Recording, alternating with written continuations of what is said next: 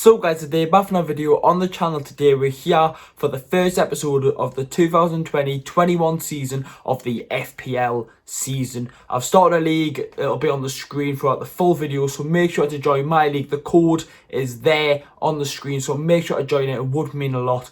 It'll be in the description, so you can just copy it and paste it straight in, and I'll also put it at the top of the comment, so I'll put it in the comment, and all you've got to do is copy it and paste it straight in, so it's literally makes it much easier for you. Anyways, in this video I'll be showing my starter team today, and I'll be discussing little bits of tactics and whatnot that I do throughout the full season. Obviously it's a big season with football. Obviously it's been a crazy last couple of months, you could say, because obviously all the break and then Premier League coming back. Obviously it's a later start. It's completely different, but let's hope this Premier League season is better than ever. And let's start off by looking at my team in the FPL season. Make sure to leave a like, subscribe to the channel if you haven't already, and let's look at my team now. So I'll go from goalkeeper, defence, midfield, attack. That's what we'll do in this video. My bench is just the cheapest players possible, so I can get the best players outfield. I probably will change that further on in the season. I'll have to sell one of my better players and get some better rotation players for when there's double match weeks and stuff like that. So let's look at it now. Starting off in goal, I have got Kasper Schmeichel. Kasper Schmeichel is a very good keeper for Leicester City. Obviously had a really good season, finishing 5th in the Premier League. Will it affect them by going into Europe? You always think that it hasn't affected Wolves, but it's affected many teams over the last couple of years. Will that affect him? Will he be focused on the Europa League, and will he be buying another keeper to play in the Premier League maybe? Who knows? But at the minute I've got Kasper Schmeichel in. He's the captain, so he should play every game, and I can go for any keeper in the Premier League but Alisson, Edison throughout the full team. Or I could sell someone and get one of them in. But for me, Kasper Schmeichel's a decent keeper. Obviously we don't know about the match weeks yet, so we'll have to wait and see about that. But for me, Kasper Schmeichel is my goalkeeper. We will go into defence now, and starting off with my first defender, the best defender you can buy in FPL, Trent Alexander-Arnold. What a player he is. I don't understand how good he is. In an FPL last season, I had him in for every match week. And some weeks he would be getting 10 points. I remember that game against Leicester where they beat them 4-0 or something. I think he got 1 goal and 3 assists and a clean sheet. That was ridiculous. So Trent Alexander-Arnold, absolutely unbelievable. You've got to get him in. He was my first buy. He was the first player I bought in this team.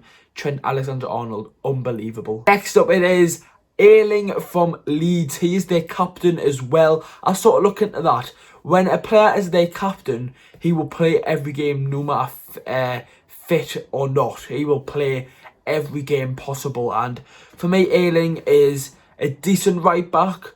Leeds can get a couple of clean sheets, hopefully at the start of the season. Obviously, they're meant to be having us first game of the season, but that's obviously leaked. It could be all lies.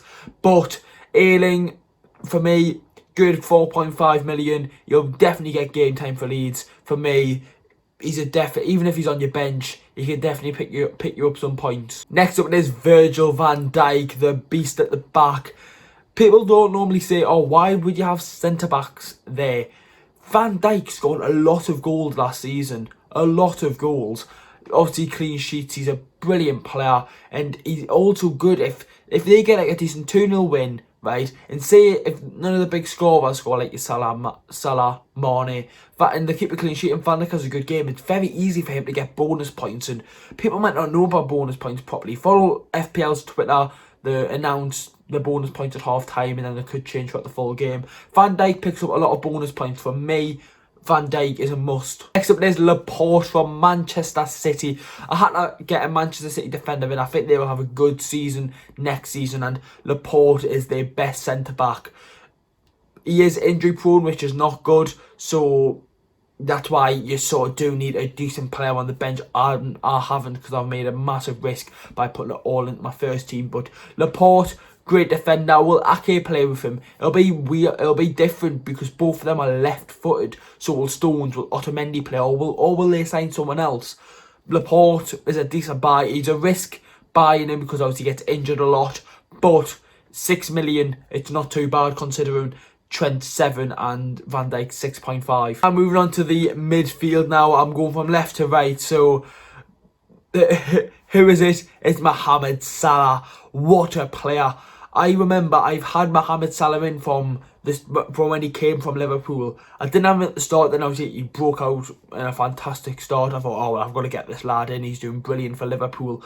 And there's been a couple of matches where I've taken him out because I'm not feeling it. I remember when I took him out, not the season just gone, the season before.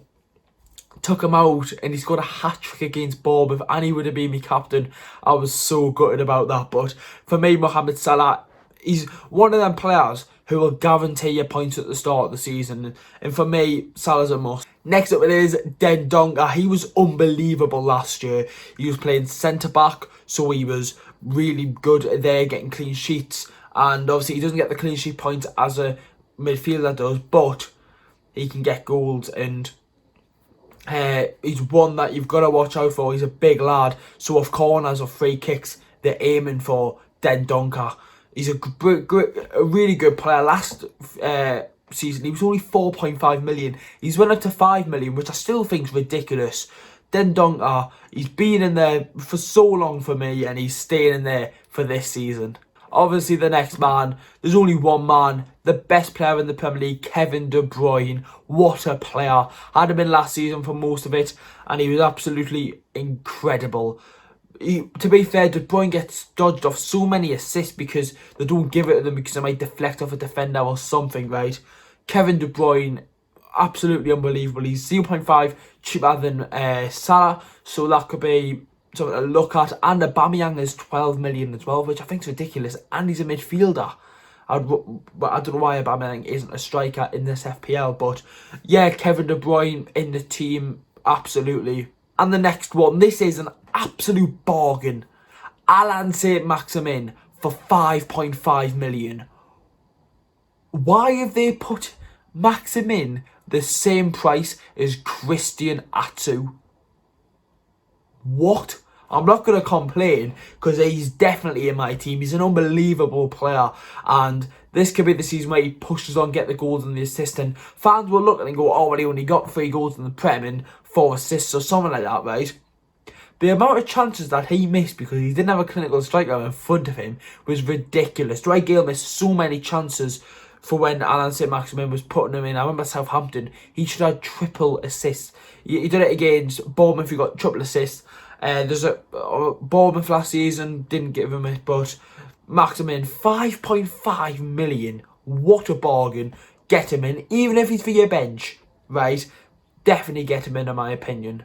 Now I've got the 2 strikers and we'll do the big one, Harry Kane. I've brought Harry Kane in. Harry Kane does not normally score in August. Last season, I'm pretty sure he did. But for me, Harry Kane, he guarantees you goals. He's a proven striker in the Premier League. And for me, you've got to have him in. He gets you goals. And that's what you need in FPL, goals. In your strikers, you need to be confident in them, right?